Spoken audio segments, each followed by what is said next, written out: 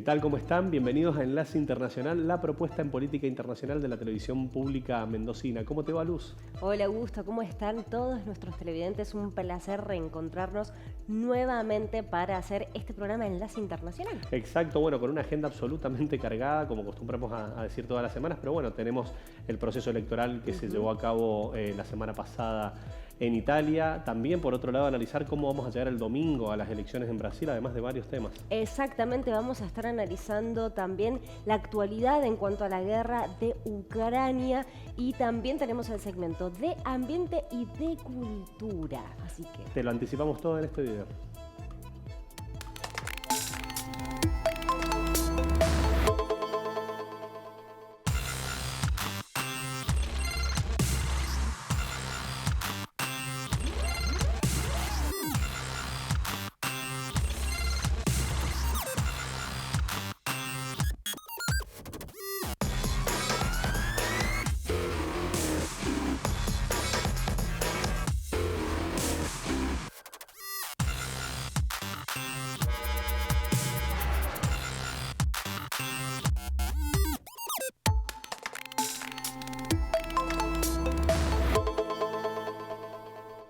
A continuación vamos a llevar a cabo una entrevista, como te anticipamos, con Ignacio Utin. Él es autor de varias propuestas en relación a lo que es el conflicto de Rusia y Ucrania. exactamente, los nombres de los libros son Ucrania-Donbass, una renovada guerra fría, y Ucrania, crónica desde el frente. ¿Cómo estás, Ignacio? Un placer tenerte con nosotros aquí en Enlace Internacional. ¿Qué tal? Muchas gracias por la invitación. Igualmente. Bueno, Ignacio, son muchos los eventos, ¿no?, con respecto a la guerra en Ucrania. Ya han pasado 7 meses. Nos gustaría conocer primero qué lectura haces vos de este conflicto bélico que ya lleva más de 7 meses. Bueno, en principio es un conflicto con muchísimas aristas. Quizás por eso sea un conflicto tan difícil de determinar y tan difícil de definir, porque hay muchos actores involucrados. Obviamente los primeros actores involucrados son Rusia y Ucrania, el país invasor y el país invadido, pero hay que tener en cuenta a otros actores que también participan indirectamente del conflicto, como todos los miembros de la OTAN, que hoy por hoy son 30, pronto serán 32 cuando se incorporen Finlandia y Suecia. Hay que tener en cuenta el aspecto económico, porque Rusia es un gran proveedor de hidrocarburos a la Unión Europea, con lo cual la Unión Europea también participa indirectamente del conflicto. Ucrania es un gran exportador de alimentos, no solo a la Unión Europea, también a países del norte de África, a países de Medio Oriente, a algunos países de Asia Oriental. Hay muchas aristas a tener en cuenta y según con quién se hable, alguna arista es más importante que otra. Por ejemplo, cuando comenzó la invasión, la operación especial, como la llamó Vladimir Putin, el presidente ruso habló de desnazificar Ucrania. Sí. Entonces, para él probablemente el aspecto identitario o el aspecto que tenga que ver con los distintos partidos políticos de Ucrania es fundamental. Pero quizás no lo es tanto para la Unión Europea. Según con quién se hable, una arista del conflicto es más importante que otra. Pero creo que lo importante es saber que estamos hablando de un conflicto muy grande, con muchísimas aristas, con muchos actores involucrados y con una complejidad muy importante. Bien, Ignacio, se está hablando bastante en los últimos días de potenciales anexiones que podría generar Rusia, sumado a la convocatoria de alrededor de 300.000 reservistas para avanzar. ¿Cómo ves vos estos dichos, qué tan reales y cómo puede llegar a impactar en lo inmediato? En principio, Ucrania llevaba adelante desde principios de septiembre una contraofensiva que fue, diría, sorprendentemente eficiente, porque durante las primeras 2 semanas de septiembre Ucrania recuperó mucho territorio, más de 6.000 kilómetros cuadrados, que es más en 2 semanas de lo que avanzó Rusia en 5 meses. Es mucho, es un avance muy importante, con lo cual era esperable que más temprano que tarde Rusia respondiera a esa contraofensiva. Primero respondió con este llamado a una movilización parcial de 300.000 reservistas, que es un número muy importante porque a comienzos de la invasión, si bien no sabemos exactamente cuántos soldados participaron, sabemos que fueron entre 150 y 200.000 soldados. Si ahora se incorporan 300.000, es más del doble, Bien. más del doble de aquellos que empezaron la invasión, con lo cual estamos hablando de una escalada muy importante. Después podemos hablar de qué clase de soldados son los que se incorporan, si tienen suficiente formación, si tienen suficiente capacidad, o si son cualquier persona que el gobierno ruso tuviera a mano. Claro. Y eso hasta ahora no lo sabemos. No sabemos exactamente qué tipo de personas van a ir a Ucrania. Y los rusos tampoco lo saben. Por eso en los últimos días se ha visto a muchísimos rusos yéndose del país. A Finlandia, a Mongolia, a países de Asia Central, a Georgia. Claro. Mucha gente se está yendo porque creen que la movilización va a ser más grande, que van a ser más de 300.000 personas. Y por otro lado, hay una segunda razón por la cual probablemente escale este conflicto en las próximas semanas, que son los referéndums. Rusia llevó adelante referéndums en 4 regiones y media en los últimos días, que son Donetsk, Lugansk, Zaporilla, Kherson y partes de Mykolaiv. Regiones que no están 100% ocupadas por Rusia. La que más está ocupada es Lugansk, pero Ucrania recuperó algunas zonas de Lugansk. Todo el resto están parcialmente ocupadas por Rusia. Bien. Estos referéndums, como era muy probable, dieron a favor de la anexión de estos territorios a Rusia, referéndums que no fueron democráticos ni nada parecido, con lo cual era muy obvia y muy esperable el resultado. Y eso significa que van a ser incorporados de facto a Rusia.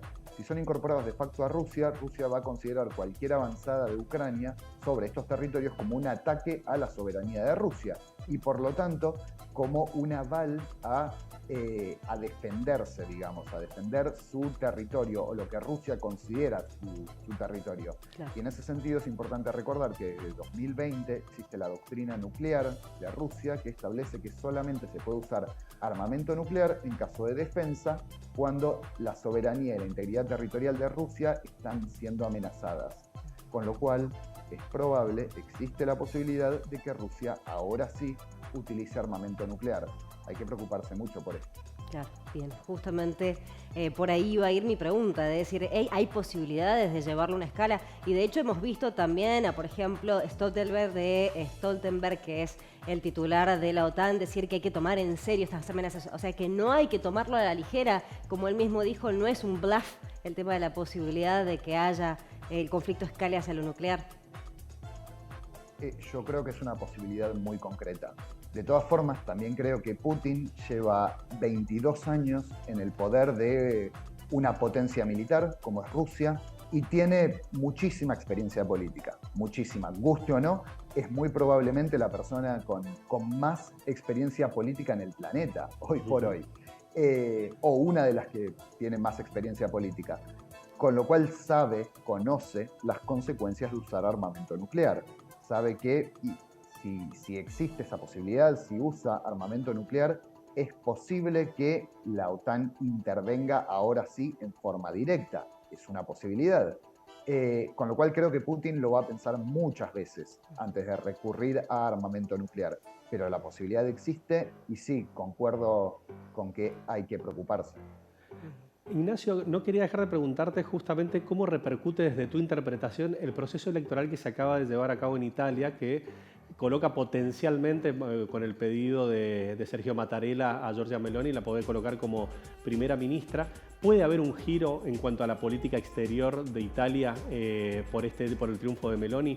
¿Y cómo podría llegar a repercutir dado el caso? Yo no creo que haya muchos cambios. Meloni se esforzó mucho en insistir en que Italia no va a cambiar, que ella apoya a Ucrania, que ella apoya las sanciones. No es el caso de Matteo Salvini, el líder de la Lega. La Lega va a formar parte de la coalición gobernante y Salvini, por ejemplo, está en contra de las sanciones comerciales a Rusia, lo que lo acerca mucho a Víctor Orbán, el primer ministro de Hungría, que, aunque Hungría es miembro de la Unión Europea, no impuso sanciones contra Rusia y sigue comprando mucho gas de Rusia. Ha tenido además sus acercamientos. con lo cual puede despertar algún tipo de polémica, algún tipo de disputa al interior del próximo gobierno italiano entre los hermanos de Italia de Meloni y la Lega de Salvini.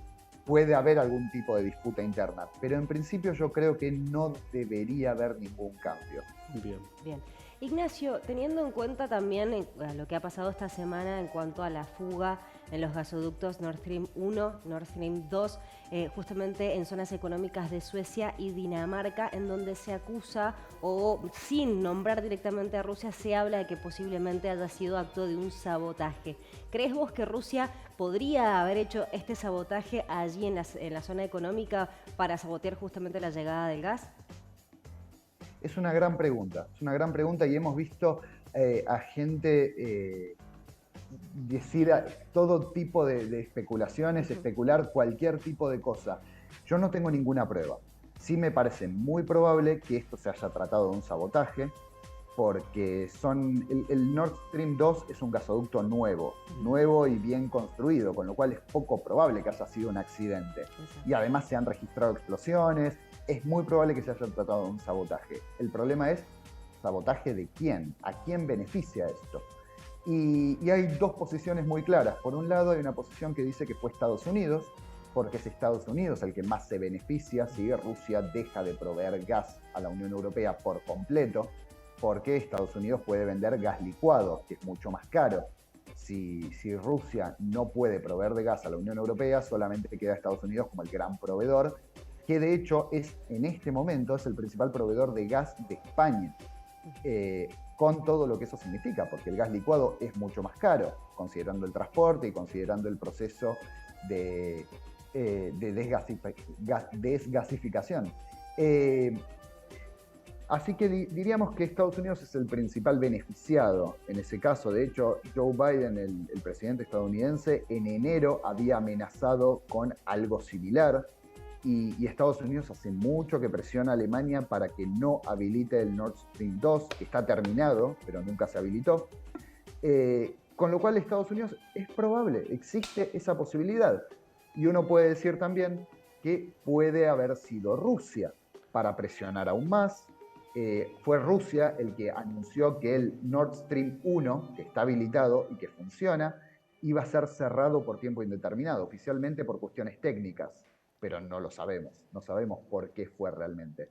Con lo cual pudo haber sido Rusia que cometiera este sabotaje para presionar aún más a Europa con el invierno cada vez más cerca.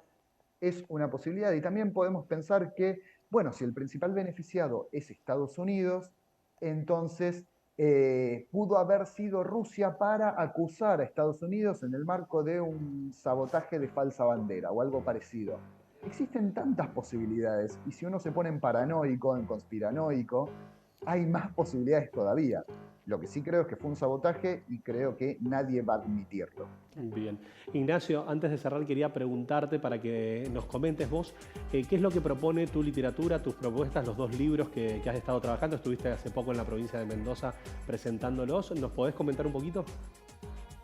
Sí, Ucrania, Donbass, una renovada guerra fría. Es un libro más de tipo ensayístico que habla de los orígenes del conflicto y que obviamente actualizamos en una segunda edición a partir del 24 de febrero. Habla de los orígenes del conflicto, habla de los actores, incluye muchas entrevistas a soldados y especialmente a soldados extranjeros, que era lo que a mí más me interesaba. ¿Por qué españoles, italianos, chilenos o brasileños van a luchar una guerra completamente ajena?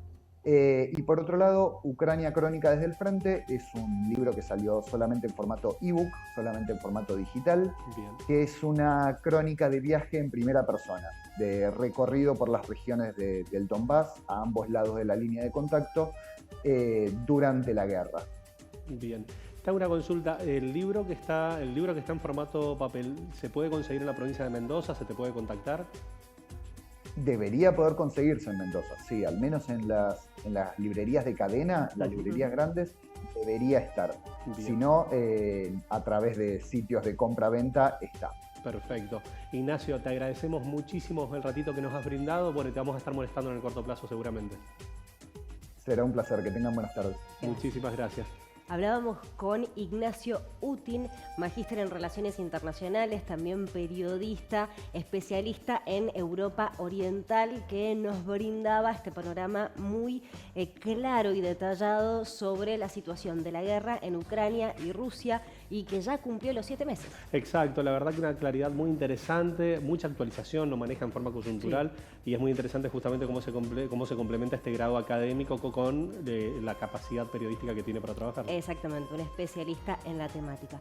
Nosotros tenemos que cambiar de tema y ahora nos vamos a ir a China. ¿Pero por qué China? Se estarán preguntando. Bueno, básicamente porque justamente China aprobó o apoyó el ingreso de la Argentina a los BRICS. Exactamente, una noticia, la verdad, bastante esperada, muy celebrada desde lo que es Cancillería. Exacto. Y el gobierno argentino, en el sentido de que cuando se planteó, algunos especulaban que podía tener que pasar bastante tiempo, pero no, China ha tomado la decisión política de avanzar concretamente. Exactamente, bueno, esto se conoció debido a que el canciller Santiago Cafiero tuvo una reunión en el marco de la Asamblea General de las Naciones Unidas que hablábamos la semana pasada, al margen de la Asamblea número 77, tuvo una reunión con el ministro de Relaciones Exteriores de China, Wang Yi, y allí, digamos, esta fue la cuarta reunión después de 12 meses. Allí el ministro manifestó este apoyo del ingreso de la Argentina. Ya se había solicitado formalmente, de hecho, recordemos, en septiembre Alberto Fernández envió una carta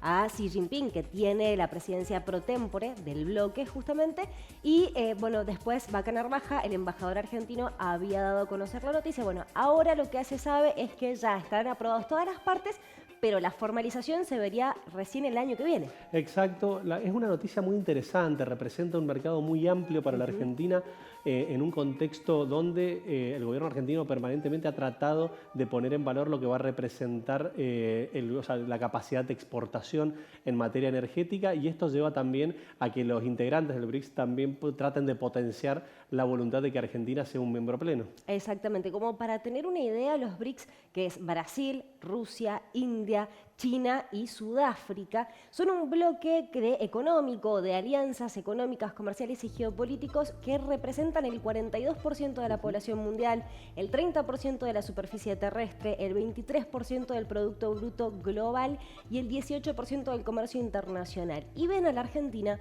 como un líder un país líder en producción de alimentos y con un gran potencial también para lo que es la transformación de energías limpias. Tal cual, además de tener en cuenta que justamente el litio ha sido un determinante para este apoyo, y que podría entenderse también un triunfo de una forma u otra de China sobre Estados Unidos en esta carrera en la cual están buscando las dos potencias contar con el material argentino. Claro, y de hecho, bueno, el grupo en sí originalmente surge, digamos, el concepto BRICS, que en realidad sin tener alianza política, geopolítica o económica, surge en 2001 el concepto por Jim O'Neill, un economista de Gashman. Y allí, bueno, justamente este economista Jim O'Neill lo que plantea es que estos 4 países que no tenían ningún tipo de alianzas, en 2035 iban a superar en términos de PBI a Estados Unidos. Exacto. ¿Sí? Entonces, lo que planteaba es que el siglo XX había sido el siglo americano, el siglo XXI iba a ser de los países emergentes. Y después ahora, toman esto. Tal cual. Ahora, una de las dudas que quedaba es si a partir del ingreso oficial de la Argentina va a pasar a ser el BRICS. Sí, exactamente. Teóricamente, es más, de hecho, si uno lo busca en internet, en buscador, en Wikipedia, ya lo larga como BRICS. BRICS, exactamente. Pero la formalización sería el año que viene en el marco de la cumbre, en donde China le pasaría la presidencia pro tempore a Sudáfrica. Pero lo que se espera, a la brevedad en los próximos meses, es la adhesión de la Argentina al nuevo Banco de Desarrollo que forma parte de los BRICS, y que de eso es de hecho importantísimo porque tiene un programa de financiamiento de 30.000 millones de dólares. Interesantísimo. A esto sumémosle también lo que han sido los acuerdos por la ruta de la seda con China, que representan 24.000 millones de dólares, lo cual está llevando a contar con inversiones muy grandes. Exactamente, así que vamos a seguir atentos a ver cuál es la novedad al respecto de este tema. Pero nosotros ahora nos vamos a Washington DC porque allí está la sede del BID. ¿Qué es lo que pasó? Básicamente la Asamblea de Gobernadores decidió destituir a Mauricio Claver Carone.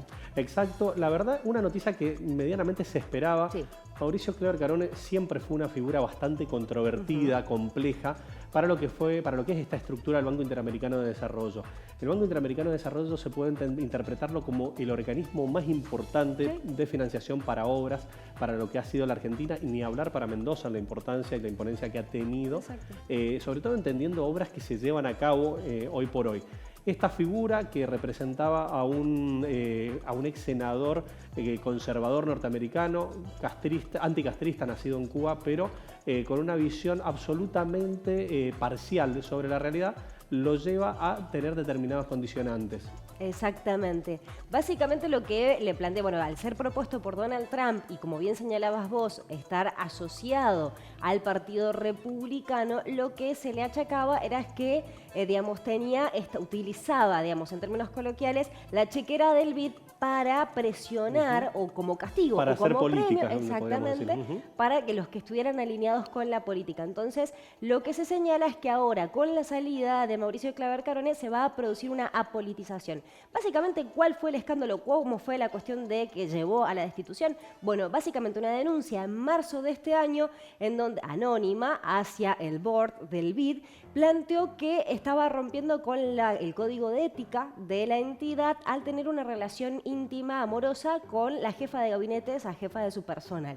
Esto va en contra, obviamente, de las políticas de la entidad bancaria y, por lo tanto, se empezó a realizar una investigación. De hecho, el board le pidió a una firma, un bufete de abogados, exactamente externo, independiente, que realizara la investigación, y allí dieron con diferentes evidencias que demostrarían que tenía esta relación. Comentar también que esta persona aparece como asesora del propio Clever Carone cuando él se desempeñaba como asesor de Donald Trump para Latinoamérica. Exacto. Es llevada al BID y también se encontraron cosas como, por ejemplo, aumentos salariales de un año para el otro de $240.000 a $400.000. Claro, más de 40%. Sí. Entre otras cuestiones. En síntesis, lo que se va a dar va a ser la elección de un nuevo referente. Se hablaba mucho de la ex titular de la CEPAL, la mexicana Alicia Bárcena. Exacto. Alicia Bárcena tenés. Por otro lado, Laura Chinchilla, la expresidenta de Costa Rica. Y Michelle Bachelet. Y también se habla de la ex vicepresidenta de Costa Rica. Vamos a ver qué pasa. Desde la ex titular de la CEPAL se hablaba bastante y ha tenido mucho nexo con la Argentina históricamente. Está todo abierto. Exactamente, así que vamos a estar atentos. Brevemente, antes de irnos al corte, recordar que este domingo se celebran las elecciones, la primera vuelta de las elecciones en Brasil, en donde los dos candidatos favoritos y la elección muy polarizada, Lula da Silva y Jair Bolsonaro. Exacto, lo que se está discutiendo ahora por estas últimas horas es si va a llegar Lula da Silva a ganar en primera vuelta o no. Los números, las tendencias lo colocan a 1 o 2 puntos. Sí. En teoría, pero bueno, vamos a ver cómo se desarrolla esta elección que yo creo, desde lo personal, que tiene al mundo en vilo. Exactamente, tiene al mundo en vilo. De hecho, bueno, ya hemos visto comentarios, por ejemplo, de Estados Unidos incitando a que las elecciones se celebren de manera libre, transparente, que no haya ningún tipo de coacción por parte o algún tipo de dichos, por ejemplo, de Bolsonaro de que no va a reconocer los resultados. Bueno, así que realmente está preocupado el mundo en qué es lo que va a pasar y teniendo en cuenta lo que pasó con la toma del Capitolio en Estados Unidos. Este domingo 2 de octubre, primera vuelta. Si llega a existir una segunda vuelta, sería el 30 de octubre. Exactamente. Vamos a un breve corte y ya volvemos.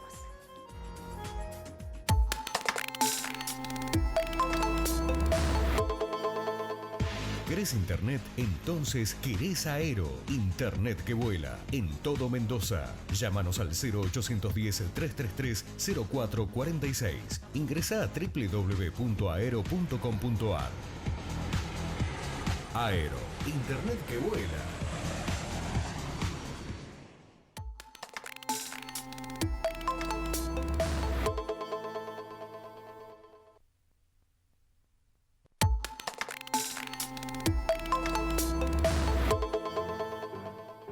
Segundo bloque de Enlace Internacional. Como te anticipamos, queríamos profundizar sobre el proceso electoral que se llevó a cabo en Italia el pasado domingo. Exactamente, y ya tenemos en comunicación vía Zoom a Mario Borghese, diputado, senador electo por el partido Movimiento Asociativo Italianos en el Exterior, MAIE. Primero, felicitaciones y muy buenas tardes. ¿Cómo está, Mario?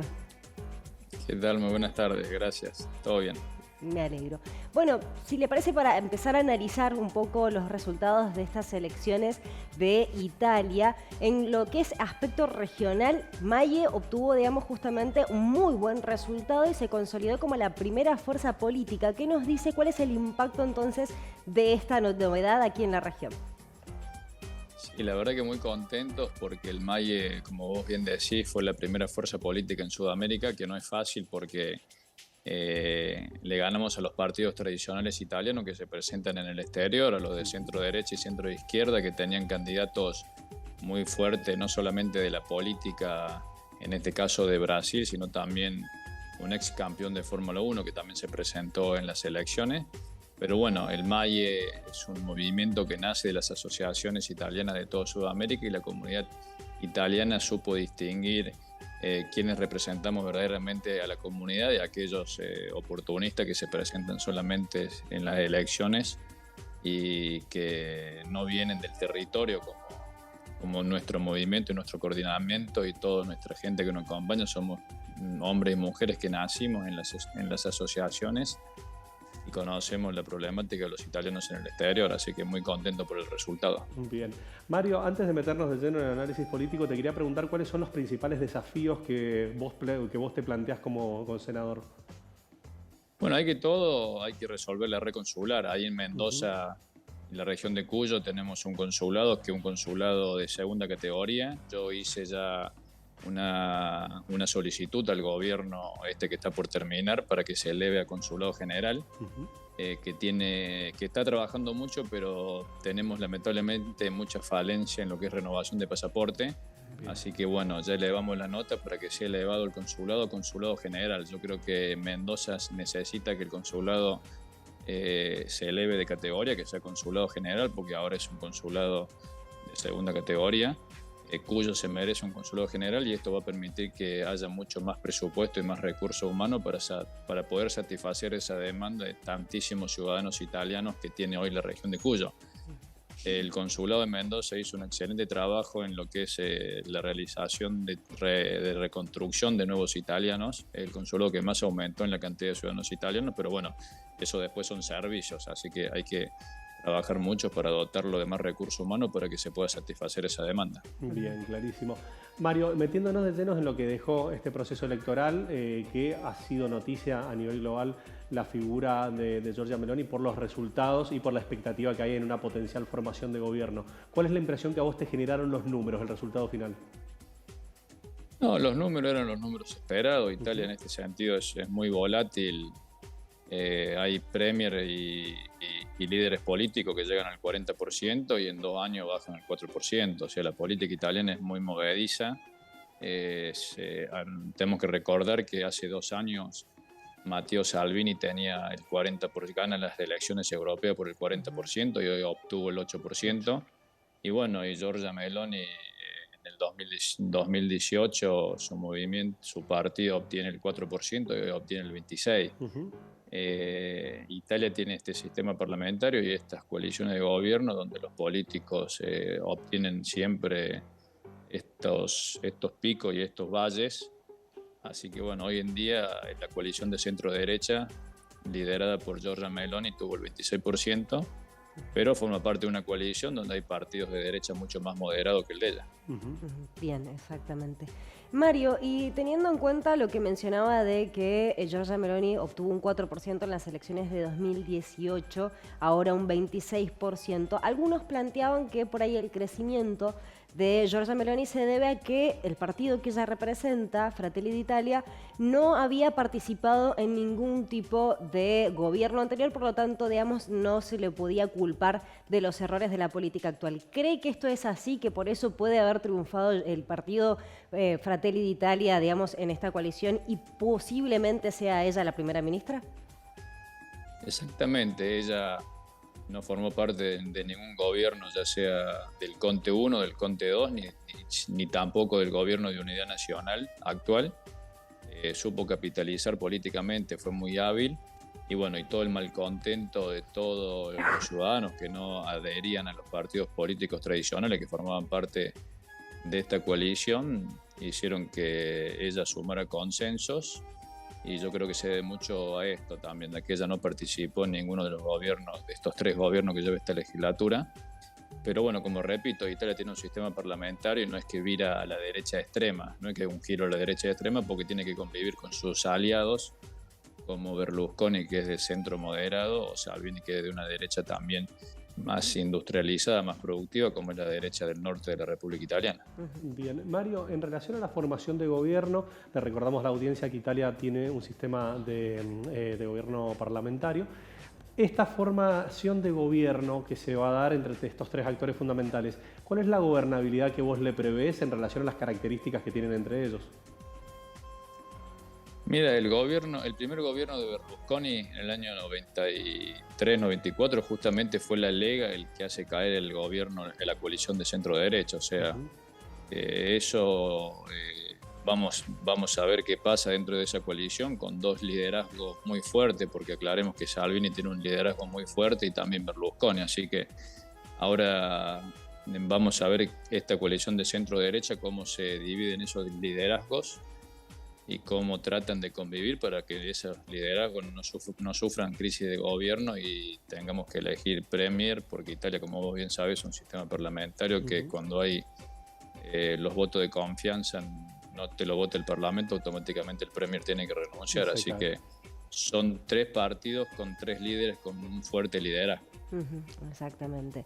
Teniendo en cuenta la composición del Parlamento en sí y teniendo en cuenta que el rol de Mattarella, ¿no?, como presidente, que es él quien debe designar o nombrar a una persona para que forme el gobierno, y obviamente teniendo en cuenta la historia en 2018, por ejemplo, en el nombramiento del ministro de Economía que él vetó, ¿se espera que pueda llegar a pasar algo así con este gobierno de que pueda proponer Meloni junto con sus aliados políticos?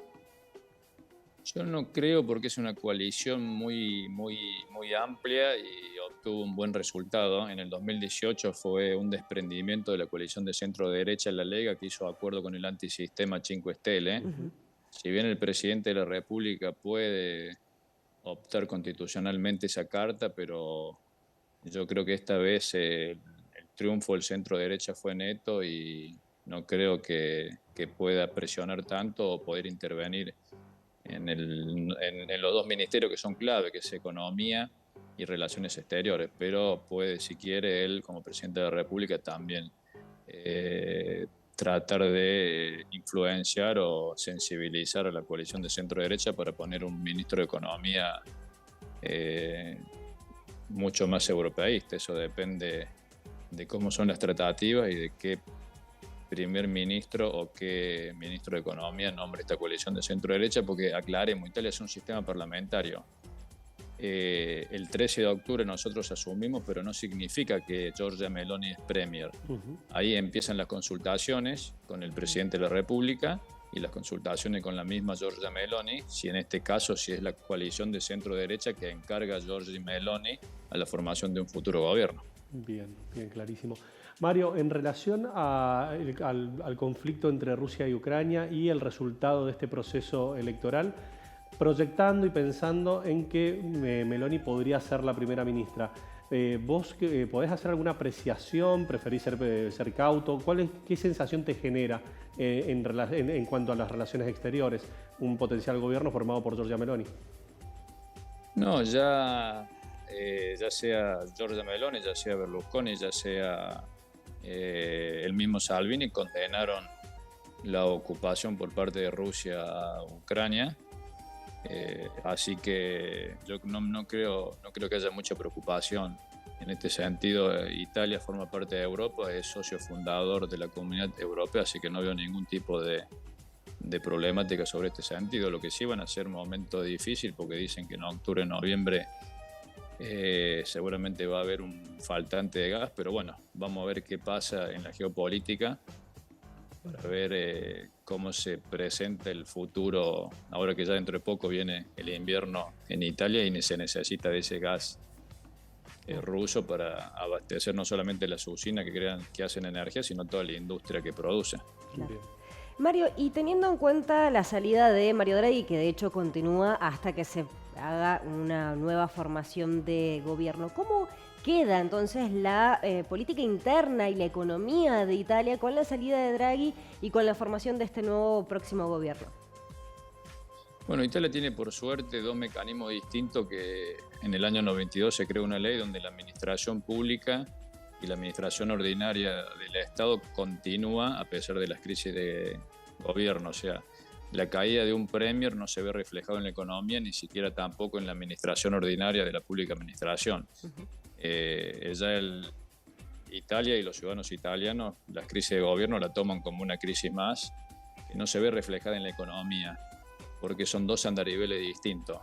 Italia está creciendo mucho, es el país de la eurozona que más está creciendo. Recibimos 350.000 millones de euros de este Plan Nacional de Resiliencia que nos dio la Comunidad Europea, que se van desembolsando a medida que se van cumpliendo las metas. Y Mario Draghi cumplió un rol fundamental. Y lo que pasa es que cuando se hace la crisis de gobierno, el gobierno de Mario Draghi, ahí el centro de derecha olfateó que podía ganar las elecciones y no se presentó el voto de confianza, y ahí tuvo que renunciar Mario Draghi. Y hoy se ve reflejado en las elecciones que ese instinto político de no presentarse al voto de confianza de Mario Draghi, sabiendo que iban primero en las encuestas, se ve reflejado ahora en las elecciones que la coalición de centro-derecha ganó. Bien. ¿Lo ves fuera de la política Mario Draghi después de esto o crees que va a ser un actor permanente? No es un hombre que viene de la política, no fue electo presidente de la República, porque él aspiraba a ser electo presidente de la República este año que votamos presidente de la República. Yo lo veo como un actor fundamental más que todo el mundo económico europeo y de las grandes finanzas que en la política italiana. Bien. Mario, recién mencionabas el Fondo de Resiliencia que justamente está recibiendo Italia y se planteaba que inclusive Meloni podría llegar a aspirar a modificarlo. ¿Qué se espera con respecto a esto? ¿Es así o son simplemente rumores? Como vuelvo a repetir, Italia tiene un sistema parlamentario. Cualquier reforma que quiera hacer Giorgia Meloni, que es el partido que más porcentaje de votos obtuvo dentro de esta coalición, necesita el apoyo del Parlamento y tiene que ser discutido con sus socios Berlusconi y Salvini. Claro. Si la coalición esa de centro-derecha cree que se pueda modificar, se va a modificar. Si no, es muy difícil modificar un plan nacional con solamente el 24% del Parlamento, porque en este caso Giorgia Meloni es la primera minoría, pero tiene sus socios como Salvini, como Berlusconi, que tiene que sí o sí tratar de charlar, convencer, porque si no ninguna ley va a pasar. Bien. Te hago la última pregunta de mi parte en relación a la figura de Matteo Salvini. Preguntarte ¿a qué motivos crees vos que se debió la pérdida de apoyo que tuvo para llegar a 8 puntos, ¿no? Porque si bien Meloni hace una muy buena elección, por otro lado lo de Salvini es bastante magro, ¿no? Sí, la verdad que la política italiana, estos son análisis mucho más profundos que... yo creo que Salvini pagó el costo político de formar parte de este gobierno de unidad nacional, donde hubo un aumento muy grande, sobre todo en el tema del gas, de los bienes de consumo, y eso no lo supo capitalizar. Entonces el pueblo ve, y ese mal descontento que supo capitalizar Giorgia Meloni, él asumió ese costo político, así que seguramente, básicamente se debe a eso, a un aumento muy grande de los precios del gas, de la nafta y también de la economía. Eso hace que los ciudadanos italianos vean a la Lega como miembro de este gobierno de unidad nacional como responsable de todo esto. Bien. Mario, le hago la última consulta también de mi parte. Y teniendo en cuenta el tema del abstencionismo, se habla por encima del 30%. ¿A qué se debe esto? ¿Tiene que ver con un hartazgo de la sociedad? ¿A qué se debe que haya sido tan alto el abstencionismo allí en Italia, uno de los países que se caracteriza por tener buena presencia justamente en los comicios? Sí, la verdad que hubo un hartazgo, yo creo, de parte de la sociedad. Más que todo porque es un sistema parlamentario y una constitución que hay que modificar, Hace poco tuvimos un referendo constitucional, hace menos de 2 meses la gente tuvo que ir de vuelta a elecciones porque quisimos modificar algunos artículos de la justicia. El año pasado tuvimos elecciones europeas, o sea, son muchas elecciones seguidas, muchos gobiernos que se sucedieron dentro de una misma legislatura. Bueno, eso hace que la gente se canse y tenga un hartazgo hacia la política, y bueno, en este caso seguramente fue esto que hizo que tenga uno de los porcentajes más bajos de participación al voto, porque la gente ir a votar tantas veces y todo lo que influye en un sistema democrático, bueno, la gente a veces es un poco apática, y bueno, justamente todos estos procesos y esta inestabilidad política hace que la gente descrea mucho la política, y bueno, también un cansancio porque hace 2 meses votamos un referendo constitucional también. Tal cual, tal cual. Mario, te agradecemos muchísimo este ratito que nos has podido brindar. Imaginamos que estás con un montón de responsabilidades, has tenido el gesto de hacerte a un costado ahí, te has metido no sé si en un bar, en un café, y nos has dado esta posibilidad. Así que agradecerte y vamos a seguir en contacto. No, por favor, muchas gracias a ustedes y que tengan muy buenas tardes. Muchas gracias. Hablábamos con Mario Borghese, diputado electo senador por el Partido Movimiento Asociativo Italianos en el Exterior, MAIE, que muy gentilmente nos brindaba esta entrevista desde la perspectiva de él como ganador con un puesto en el Senado, desde el gran triunfo del partido MAIE en la región y, por supuesto, una lectura general sobre las elecciones. Interesantísimo, además, en relación a los desafíos que él se plantea como senador con esta representación que tiene para los italianos en el exterior, y haciendo un paneo general de lo que ha dejado este proceso electoral del pasado domingo. Exacto, con una comunidad italiana acá en la Argentina. Enorme. Así que la verdad que realmente muy interesante, y sirve muchísimo el comentario y la entrevista justamente a Mario Borghese. Nos tenemos que ir a un breve corte. Exacto, pero no te vayas, que tenemos toda la propuesta en materia cultural y en medio ambiente.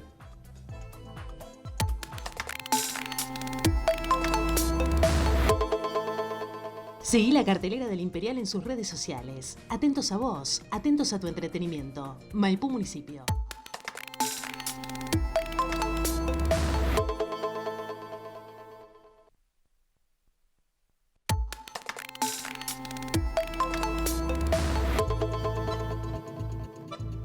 Último bloque de Enlace Internacional, y como acostumbramos todas las semanas tenemos este espacio de medio ambiente, para lo cual convocamos a distintos actores. En esta ocasión a una amiga de la casa, Belén Falapa, de la ONG Botellitas de Amor, para que nos comente sobre 2 efemérides de esta semana que se han dado, que tienen un impacto muy interesante a nivel nacional en materia de ambiente. ¿Cómo te va, Belén? Hola, ¿qué tal, Augusto? ¿Cómo estás? Muy bien. Muchas gracias por invitarme. No, por favor, gracias a vos. Y queríamos saber un poco de cómo impacta, qué representa el Día de la Salud Ambiental. Bien, bueno, la verdad que este 26 de septiembre se celebró el Día de la Salud Ambiental. Y bueno, es de vital importancia, ¿sí? Porque esto de querer garantizar, ¿sí? un ambiente sano, una sostenibilidad en los ecosistemas para nuestras generaciones futuras, obviamente así como también para nosotros, es algo lo que tenemos que focalizar, para mí, todas nuestras energías en este momento que estamos atravesando esta crisis, ¿sí? climática y ecológica, en el que estamos en este quiebre, en este punto del que siempre hablamos de no querer llegar a ese no retorno, y por eso queremos bajar las emisiones, queremos empezar a cuidar más y proteger más este medio ambiente. Y bueno, este día viene a recordarnos todo eso, de la importancia de cuidar nuestro planeta, sus recursos naturales, las especies que habitan en él, ¿sí? Y hay que también, aparte, si no lo hacemos, sí, como todo esto va a repercutir también en nuestra salud, como la de las otras especies, pero bueno, en nuestra salud física también, sí, porque terminan generándose, bueno, pandemias y enfermedades como las que ya hemos vivido. Hola, Belén, ¿cómo estás? ¿Y cuál es la otra efeméride tan importante de esta semana? Hola, Luz. Mira, y bueno, también esta semana se celebró el 27, el Día de la Conciencia Ambiental, ¿sí?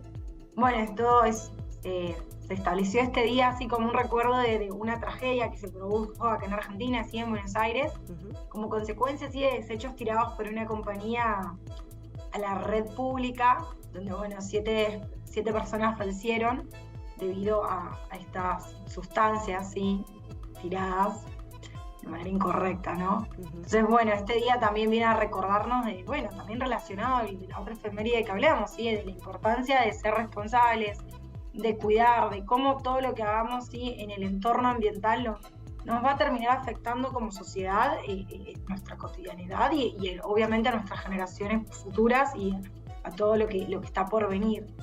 Creo que, bueno, también muy relacionado a estas efemérides, a lo que ha estado pasando actualmente en Argentina, se pospuso ahora la reunión que iba a haber en torno a la ley de humedales, la siguen posponiendo y realmente es una ley que tiene que ser tratada, que hay que empezar a establecer normas, protocolos, a poder definir qué humedales tenemos en Argentina, cómo los vamos a proteger, qué sí y no qué se puede hacer, y también sanciones para las personas o empresas que hagan daño a estos lugares que realmente nos aportan mucho, tanto como es en la absorción por ahí de agua, para no producir inundaciones, como también en el tema del oxígeno, de la limpieza del aire. Son, además de, todas las especies y todo lo que conlleva un humedal, pero me parece, muy importante relacionado a estas dos efemérides, cómo, el tratamiento de esta ley se tiene que dar, y por más que, lo han pospuesto otra semana, ya la semana que viene hay que volver a marchar y pedir de que se trate, que se empiece a hacer algo. Bien. Belén, te agradecemos muchísimo que nos hayas podido compartir estas efemérides, y el planteo justamente de la ley de humedales. Pero antes de cerrar, te quería pedir si nos podías recordar las redes de Botellitas de Amor. Dale, sí, muchas gracias a ustedes. Pueden encontrarnos así como botellasdeamor.mza, en Instagram, y en Facebook como Botellas de Amor Mendoza. Por ahí, también recordar a la gente que todos los puntos municipales siguen vigentes, así que si alguna vez es duda de dónde llevar o no, saben que los puntos de Godoy Cruz, de Capital, de Maipú, siempre van a estar vigentes, por más que nosotras no recordemos, son puntos ya fijos para de acá para adelante, porque el municipio nos ayuda, así que si tienen alguna duda siempre puede llevar ahí y va a estar el canasto listo y preparado para que lo dejen. Bárbaro. Belén, muchísimas gracias.